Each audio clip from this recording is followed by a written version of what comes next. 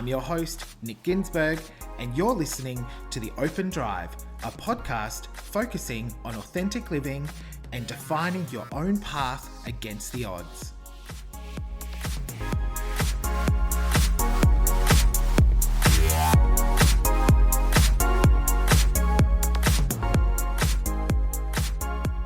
Hi there, welcome to episode 5. Thank you so much for listening. I am so incredibly grateful that you are joining me on this journey, and I really truly mean that from the bottom of my heart. So thank you so much for listening. Also, I wanted to welcome anyone that's listening for the first time. Hello, I'm Nick. Lovely to meet you. If you are listening for the first time, I do suggest that you listen to episode 1 and work your way through the series, because it gives you, each one kind of flows into another, and it gives you a bit of context around what I'm saying as these episodes roll along. If you're a return listener, thank you so much for coming back and listening again. I love it. Now, quick reminder, this podcast does cover a few dark subjects. So we will talk about childhood trauma a fair bit. We'll also be talking about addiction and mental illness or mental health.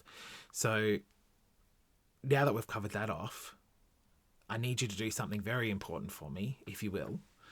I need you to make sure that you're following both myself and the podcast Instagram accounts, please. So my Instagram account is at Nick Ginsberg. The podcast Instagram account is at The Open Drive. No underscores, no stars, no full stops, no stripes, no nothing. Just as they are. Also, make sure you hit subscribe wherever it is that you're listening to this podcast. I would love for you to do that so that you don't miss out on any episodes. So let's kick off episode 5.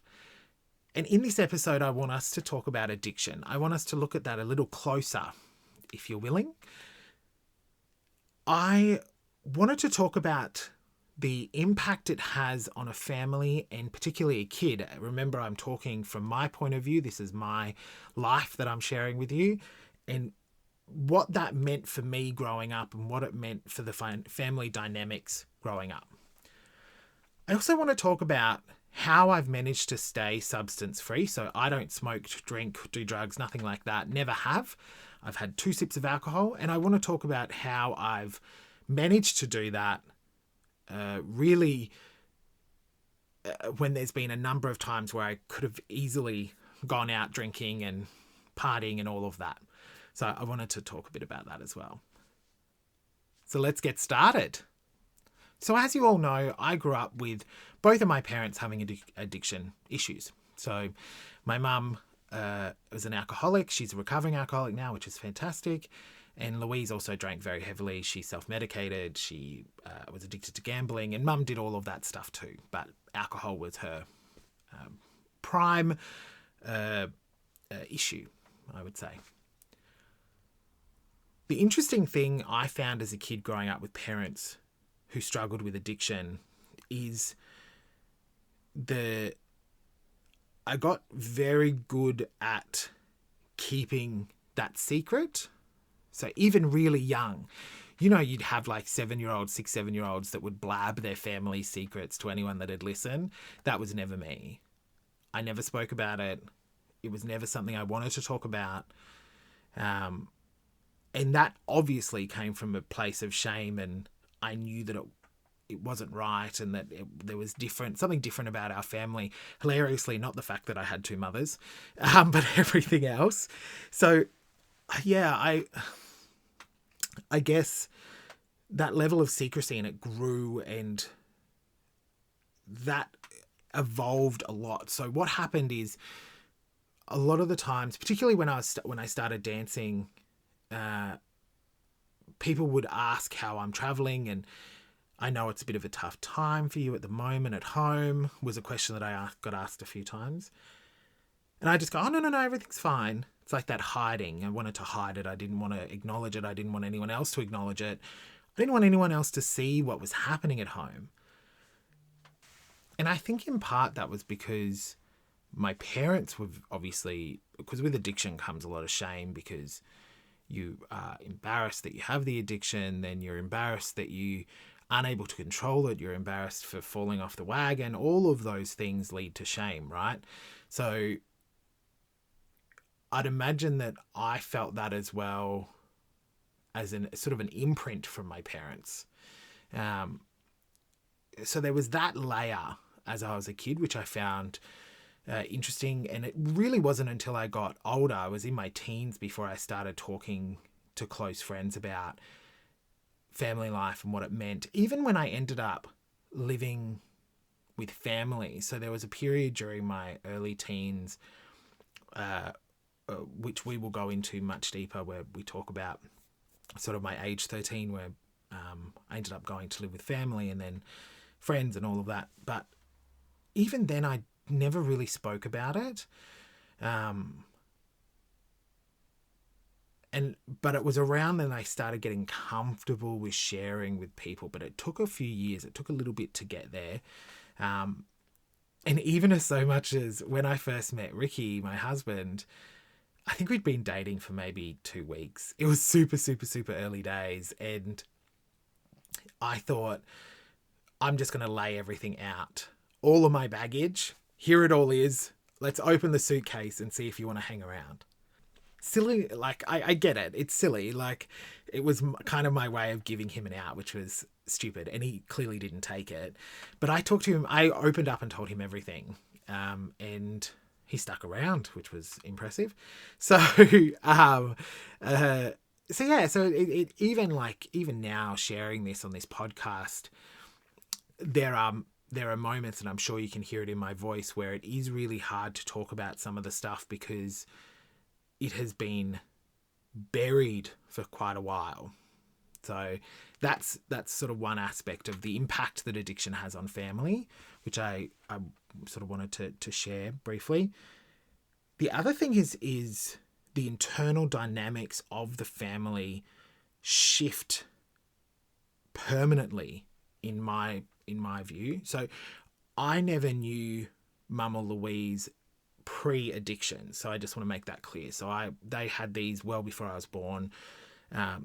They had very bad episodes before I was born. My wider family has dealt with this for a very long time. So when I was born, there was bad times before I can remember, and then obviously as I got older, they realised I'd start noticing stuff, so they tried to hide stuff and rah-rah-rah. Anywho, the thing that changes the dynamics is that addiction almost creates a separate, so two separate people out of one whole person. And I don't mean split personalities. I understand that is a very, very different thing. That's not what I'm referring to. I'm talking about my mum, for example. Sober mum is amazing, is loving, is caring, is warm, wants the best for me, wants to make sure that I'm okay. But drunk mum is incredibly selfish. And not because she's an addict, but that's just what she is. It's all about her, and it has to be her. And she's messy and sloppy and quite horrid. Like, I didn't want to be around her when she was drunk. Louise also was similar in terms of this split, almost like a Jekyll and Hyde type thing. So sober Louise is sweet and innocent and calculated, but sweet and innocent. But when she'd been drinking, or if she was mentally unstable, she was a different person. She could be quite nasty, hysterical, disruptive, so that's what I'm referring to. So, and what that does to a kid is you can almost see the transition happening. And I like to think of addiction kind of like a thunderstorm. So you can see episodes rolling in, but you can't do anything to stop them. And you just kind of have to weather the storm and wait for the sunshine again. I know that sounds a bit like a Hallmark card, but that's always how I've thought about it. And that storm sometimes could last a week, or it could last all night, and I would have no sleep. So yeah, I think addiction is very much like that. It's like a storm. One of the and this we'll transition now into how I've managed to keep substance free with this one story. There's been a number of moments where I went, okay, I don't want to be like that. That's not what I want for me. And one of those moments was we were at Open Drive, and as you know, that was a pretty rough time. Louise was drunk, sitting in the car. This was 10 or 11 at night. Decided she wasn't worthy enough to enter the house. And Mum was asleep in bed. I don't know if she'd been drinking or whatnot, but she was in bed. She wasn't having anything to do with it. So I had to sort of coach and counsel Louise into getting into her bedroom so that I could finally go to bed. I think I was 10, maybe 10 or 11, and I can clearly remember certain moments of this night. There's other bits that are very hazy, but I remember trying to coach her through that she's got to get to bed and it's got to happen, and she was very messy, and in the end I ended up getting her into the room. But it was probably, I don't know, 3 a.m. It was middle of the night, very early morning, and I had school the next day. I remember that. And I was wrecked. I ended up getting her into her bedroom via her sliding door that led out onto a patio. So I had to walk her around the property. I say property like we lived on acreage. We didn't. It was like just a normal house. I walked her along the sort of patio to the end and then into her bedroom. And she finally went to sleep, and then I could go to sleep. But that was such a defining moment for me that I thought, I don't ever want to be like that.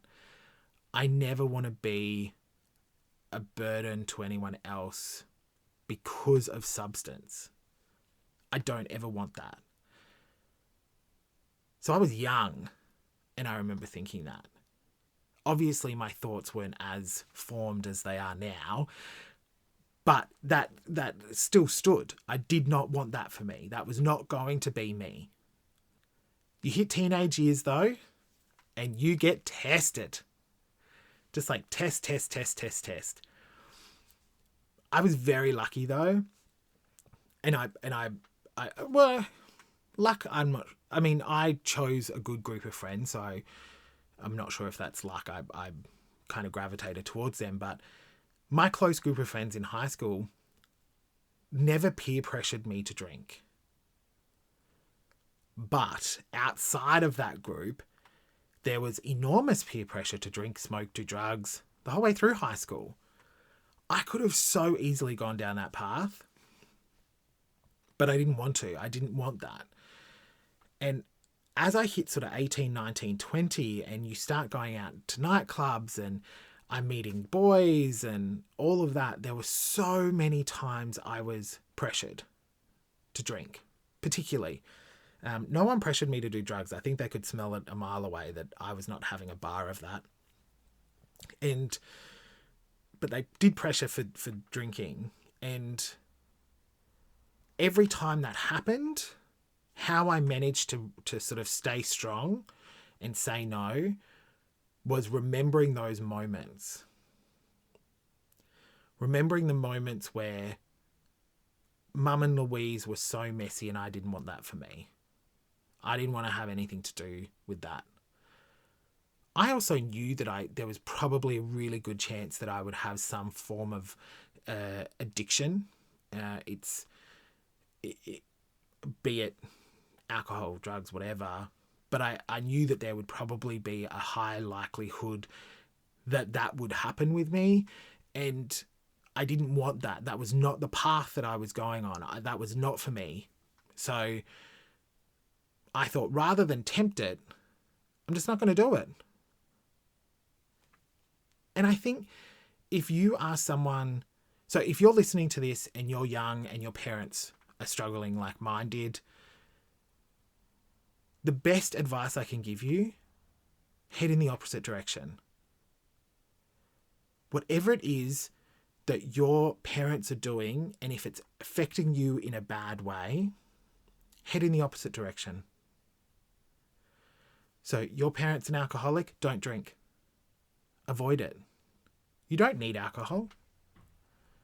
You can simply say no.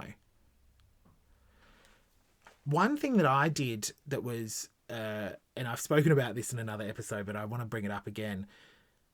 If people ask me even now, oh, let's have a champagne, or when I meet you, is one of the biggest ones I get. When I meet you, let's go out for a drink. I can't wait to have a drink with you. So if I don't know the person well enough, I will usually go, oh my God, so much fun, or something like that. And then I'll broach it as we get closer. But if I know them a bit better, I will say, oh, I don't drink, but I'm happy for you to grab a champagne and I'll have a Diet Coke. Like, I will always get questioned though. Oh, you don't drink? Oh, why don't you drink? And so those questions though are fine. People are allowed to ask those. That's totally okay. But if I don't know you well enough and I'm not comfortable with sharing my story with you just yet, I guess those days are over now though, aren't they? Probably.